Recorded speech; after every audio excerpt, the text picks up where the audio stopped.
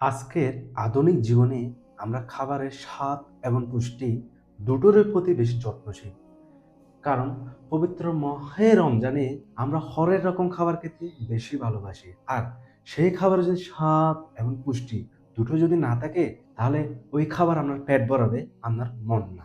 আর সেই ভাবনা থেকে সুখরাম ফুড সার্ভিস নিয়ে এলো আপনাদের জন্য সিরাজগঞ্জের এই দানাদার ঘাওয়া ঘি। কেন আমাদের থেকে এই দানাদার ঘাওয়া ঘি কিনবে?